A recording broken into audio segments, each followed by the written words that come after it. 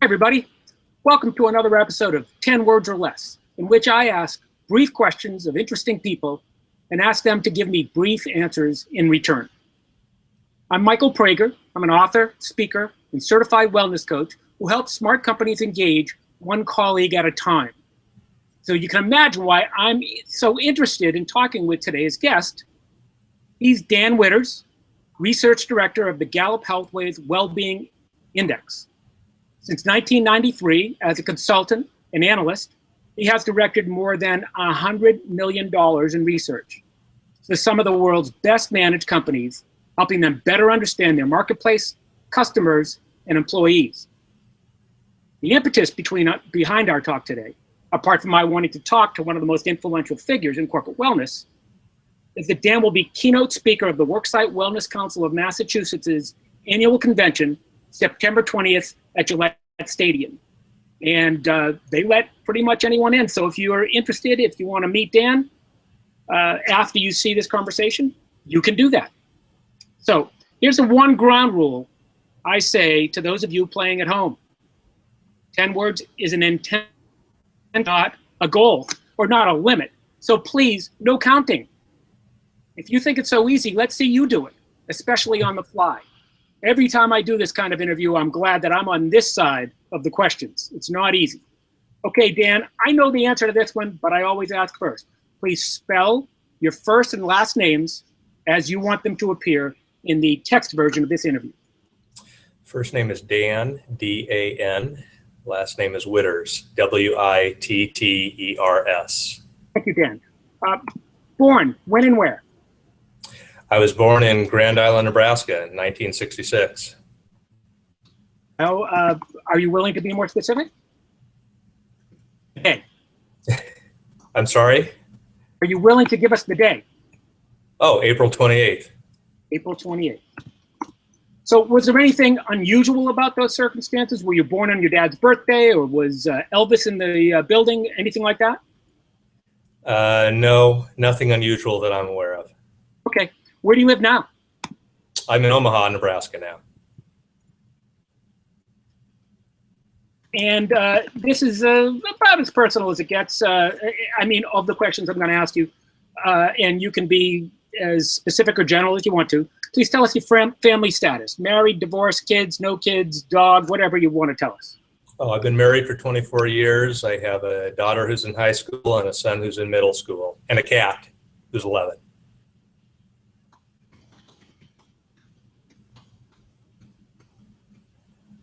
Hey, tell me, what's the first news event that made an impression on your young life? The moonwalk.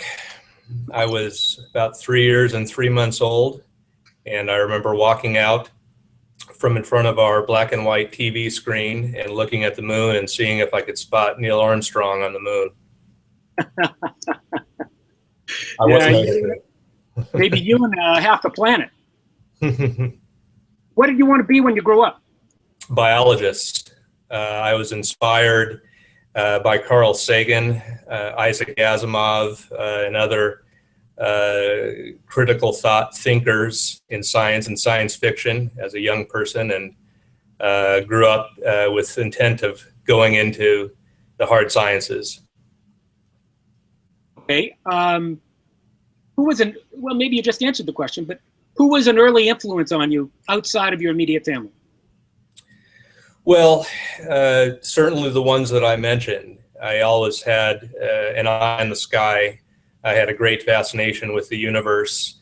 I had a lot of fascination with the micro universe inside of us, and that influenced my early life on into college a great deal. Did you actually go to college for biology? Biological sciences was my undergrad. My MS is in cell biology and genetics. So I'm a biologist by education and got into survey research later on. How do those two connect? Well, when Gallup hired me, it was to head up what at the time was called the Health and Medical Group. So I became a research consultant with many of Gallup's science and biology-based clients, and have stayed inside of the healthcare industry for Gallup pretty much my entire career up to and including today. Awesome. I see that link from one to the other. But before you got there, what was your very first paying job? Well, Gallup's my first grown-up job. It hired me straight out of graduate school. Before that, while in graduate school, I lived off of $900 a month as a TA. Before that, it was, sacking groceries in high school, I guess. But okay. I've been with Gallup my entire career. Okay, going back to the sacking groceries job, do you retain any wisdom that you learned while you were doing that? Well,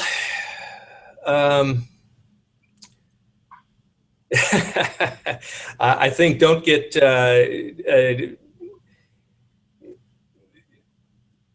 take your life too seriously, and don't take your job too seriously. If you have a boss who's mean to you, you can always find another job somewhere else where that isn't the case. But clearly, you've never had a mean boss if you've stayed with one employer your entire adult life. No, I'd never trade Gallup for another company, to be quite honest with you. I'm sorry, I talked over you. Please say that again, please. I wouldn't trade Gallup for another company. I've worked with a lot of large organizations, many Fortune 100 organizations, and a lot of them are terrifically well managed, wonderful places to be. But I value where I'm at, and I'm glad where I'm at. There's a reason I've been here for a quarter century now. Got it. So, wellness or well-being? Well, Gallup and Healthways distinguishes between the two. Physical wellness is important. Holistic well-being is better. And when you talk about holistic well-being, what are some of the elements of that? We look at 5 elements. The 5th one is indeed physical well-being, but the others include purpose, which is having the right career for you in your life, whatever that may be. The second one is financial, how you manage and live within your means to build financial security. The third one is social, which is having a lot of love in your life. And the last one is community, which is your emotional attachment to your community, feeling safe within it, giving back to it. So all of those together is holistic well-being. I got it. Love that. Love that. Right down the line. I kept thinking, well, I haven't heard this one yet, but you know, like one guy and all of Gallup, but you got them all as I see it. Tell me a well-being challenge that for yourself that you're willing to disclose. Well, one really important part of well-being, a real vanguard metric, if you will, is learning new and interesting things every day. Notice that this is not a physical wellness, although I'm always trying to take care of my body and make healthy choices. But people who live in intellectually lively places and are always learning and growing and doing interesting things are much more likely to have high well-being overall than those who don't. So one of the things I'm always trying to do every day is learn something new and interesting. What's a recent new and interesting thing you learned? Well, I've been enjoying following the conventions, the GOP and the Democratic Party now in turn. I just saw Michelle Obama give a terrific speech last night. I think every time that you listen to leaders of our country speak, you can learn something new. Doesn't mean you're going to agree with them, but it's something that enables you to grow your worldview and to expand your knowledge base. And that's probably what I've been leveraging the most recently. Awesome. So tell me an inspiring change that you've been witness to. I'm sorry, Michael, say that again. Sure. An inspiring change that you have been witness to. Oh, I think the Beach Cities, California is something that's really inspired me. This is a Blue Zones project that Gallup's partner Healthways and the Blue Zones project, Dan Witters group, have worked with since 2010. They've had transformative work there in terms of changing the physical health, but also the overall well-being of the people who live there, galvanizing the community, and have had real substantial successes that I think others can emulate. It's been a real inspiration to watch them go to work out there. Awesome. I'll definitely include a link in the text version so people can go follow your words. Now, I believe in well-being. But sometimes they ask questions that might imply otherwise, and that's why I want to make that clear. Why should companies engage in do-gooding? Well, it makes great business sense. Healthcare utilization is lower. Unplanned absenteeism is lower. On-the-job productivity is higher when you have employees with high well-being compared to those who aren't. And that holds true after you control for all the demographics, after you control for tenure, after you control for job type. Employees that have higher well-being just outperform those who don't. What if employees just won't engage in well-being? Well, sometimes they won't. You can lead the horse to the water, but you can't always make the horse drink. The smart thing, or the best thing you can possibly do, is to, yes, make the healthy choice, the easy choice. But also there's some smart tactics you can employ, like team competitions or individual competitions, or building recognition around well-being achievements. These are psychological triggers that can get people activated around well-being that might not otherwise do so. Okay. When did Gallup start discussing the idea of well-being? That was 2007 when Gallup and Healthways entered into conversation around this topic. Did a lot of research in those days, gathered a lot of external secondary expert opinion, and ended up designing the Well-Being Index itself, which launched nationally on January 2nd, 2008. All righty. Tell me, speaking of the index, if I have it correctly, you talk about thriving, struggling, and suffering. Is that part of the index? Yeah, that's exactly right. This is the way that we'll classify people across each of the 5 elements into one of those 3 buckets. We don't ask them if they think they're thriving in social well-being. We'll ask them the questions that map to social well-being, and then based on how strongly they agree or disagree with those statements, they'll be called thriving, which means they're high in it, struggling, kind of in the middle, or suffering, which means they're quite low or inconsistent. All righty. Pretty soon you're going to know what my next 3 questions are. Please tell me a way in which you thrive. Well, there's smart bell cow tricks to it. The bell cow is the cow with the cowbell, and it walks and the cowbell clanks and the other cows follow behind. One good one is having someone in your life who encourages you to be healthy. That's the buddy system. Lead to thriving across all the elements. Another good one, as I noted earlier, learning new and interesting things daily, being intellectually curious. Another one, which is particularly sneaky, is getting to the dentist. Good oral health has a lot of links to high well-being across the other elements. Poor oral health, in turn, has a lot of really nasty downstream physical health outcomes associated with it. So there's some obvious things you can do around eating right and exercise. I think the sneaky ones, though, can be just as useful. Okay, I want to try to ask that question again, maybe do a better job of it. I was hoping you'd tell us a way in which you thrive. Well, those are some of the ways that I thrive. Okay. Those are keys to my thriving. Certainly I draw upon positive energy from my family every single day. That helps me thrive in social well-being. Mm-hmm.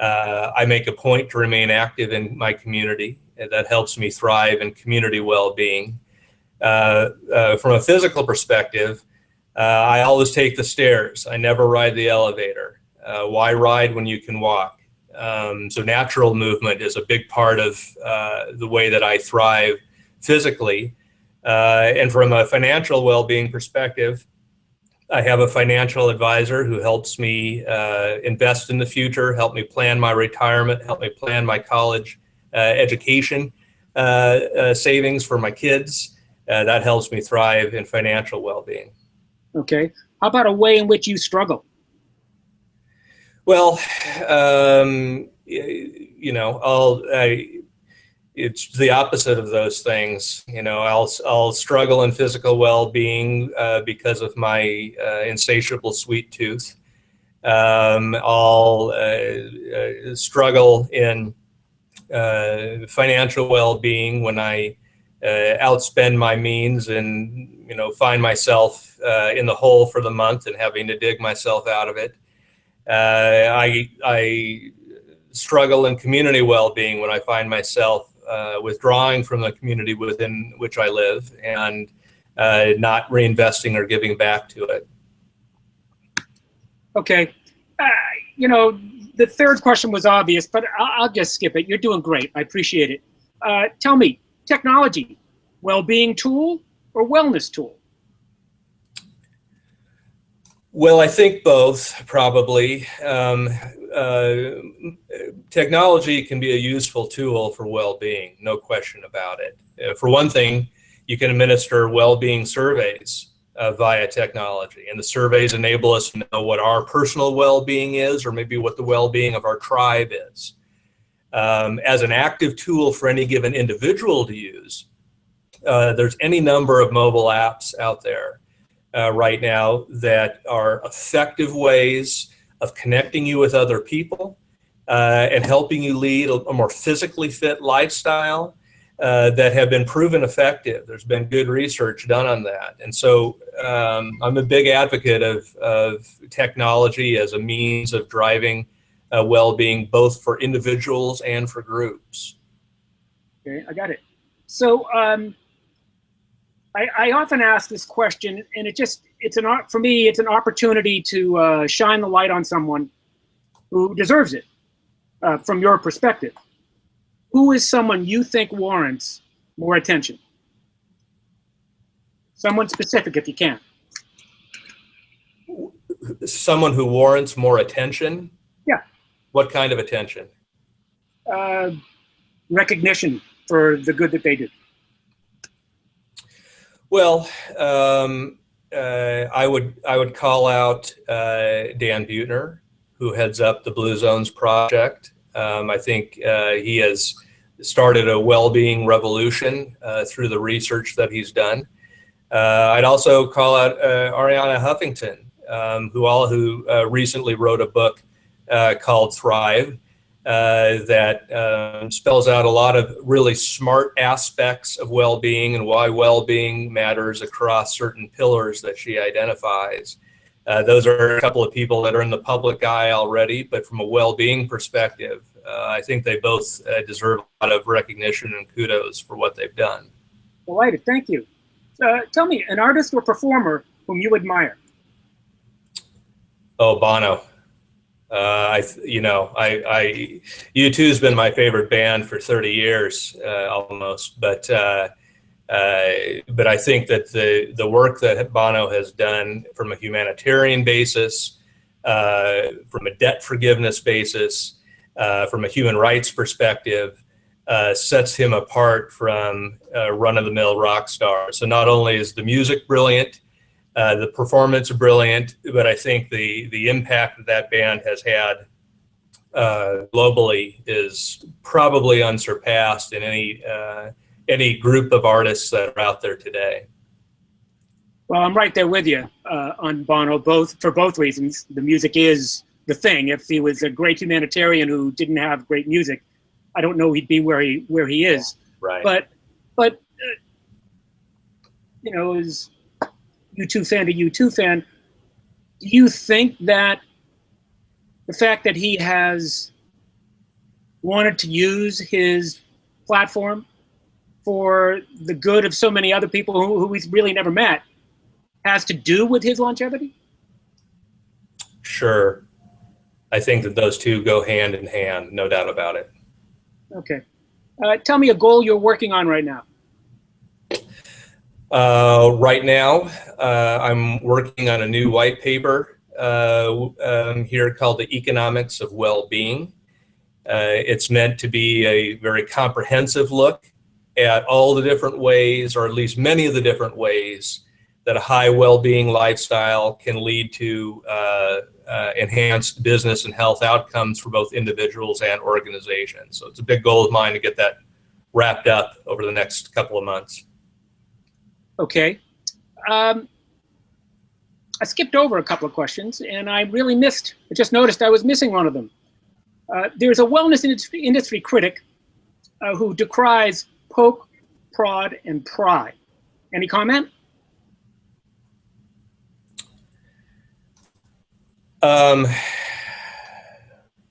not entirely sure what that's meant to mean. I think that I think you can put in place healthy psychological triggers to help people make healthy, high well-being choices throughout their life.